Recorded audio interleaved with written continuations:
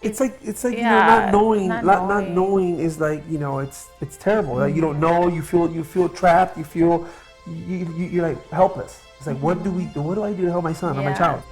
Like he would say, Mom, Dad, I did it. I did it. And then we noticed that starting to go away. He wasn't saying those things. We had talked about diagnoses and the expense of it was just like, it wasn't going to make it work because it was just so expensive. Even with like insurance, you're still paying a ton. We don't have insurance and we don't qualify to get free insurance. So from the point where I reached out to him, like, it was so quick. He was like, hey brother, I just want to let you know we approved your application and to get this scholarship for the diagnosis, and everything is super fast, which has not been our experience with anything. It didn't even take a week. It was like, oh, you got it. As I was saying, it was so exciting because, we're going to get him diagnosed. I knew it in my bones. No one could tell me that my daughter wasn't on the spectrum. I knew it. I just needed to know what therapies to get her. I needed the diagnosis so I could get the therapies. I kind of was freaking out, I was having those crying moments where you just feel like, even now, like remembering it, you feel like you don't know what to do, Like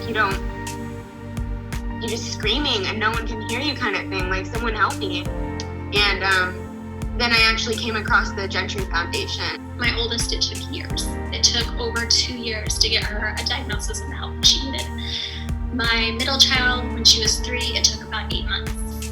My third daughter, she has more signs of autism than the other 2, but still not typical autism. We wanted to get her tested, but it was so expensive. And how are we gonna afford $2,000 and then them not see it at that time and then pay for it again the following year and the following year?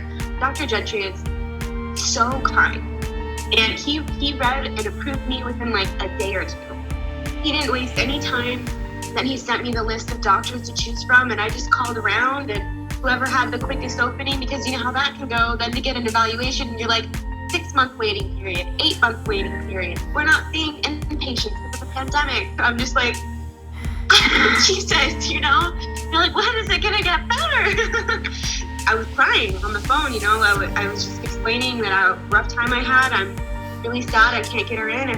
When's the earliest? They're like, we don't do that here. We can get you in within a month. And I was like, are you serious? And they're like, oh yeah, we don't do that. We don't have waiting times. We're gonna see your kid. And I was like, okay. From the time that I made that phone call, Emma was evaluated within like a month. And it took only 2 months to get her services. 2 months, which is amazing. I have 3 girls with autism, and it is 10 times more painful, more traumatic to get them diagnosed when they're older than when they're younger. So ever since we started therapy, it's been really great because I felt like instantly she's just been like flourishing. She is being more affectionate, yeah. Oh, and probably the biggest one of all is she's making like noises.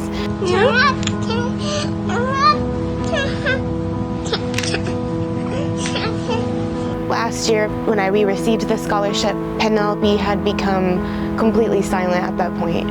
And ever since we've started the speech therapy, we've got the little baby talk that I missed her little voice so much. I can't wait to hear what it's gonna sound like when she says an actual word. So when we started, Enig's only form of communication was to pull someone to go where he needed to go. And he had a really challenging behavior just because of like the frustration of not being able to communicate. He's picked up so many skills in communication. I mean, that's been just a huge improvement. It's been a game changer for sure. And we didn't know if that was ever going to happen, if he was ever going to start talking. Happy, love you. Good one. And we still don't know where it's going to go. Maybe he never will be fully speaking. Everyone else that we talked to, no one knew what to do or who to contact or what was what. And so it was just nice to know that someone had a plan and a process that we can follow. And that cared about your child. She's probably about a year above what my other two were. Mom, does this hurt? No, it doesn't hurt. Are you trying to hurt me? No, I'm trying to make you do this. Okay, you can do that. She's able to speak and communicate, and I feel like her mental health is a lot better because she's been able to get those services. She's a very happy child. Yes. I mean, having the diagnosis did open a lot of doors. Ben has progressed. I mean, He's very bright. That's what I'm saying. That when he learns something new, he'll pick it up quick and he'll keep doing it. That's what I'm saying with day and night with Fabian.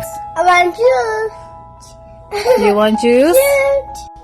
Say, Mama, Mama, I want pizza. I'm on the road most of the times. When I get home, the little things that I notice is like, Ben, he showed more affection because he rarely did it. And even with Fabian too, I've seen that change. That's the progression. That is what this is from all the hard work that we put in. So it's great. And they've been doing great. Autism's not a negative thing in our house. She's getting everything that she needs, which is amazing. It has changed her life. He has mastered so many things. That's the progress that he's made from being able to have those services provided. And it's like a huge shift. I would just say ever since I got that diagnosis, I have not felt alone at all like I did a year ago.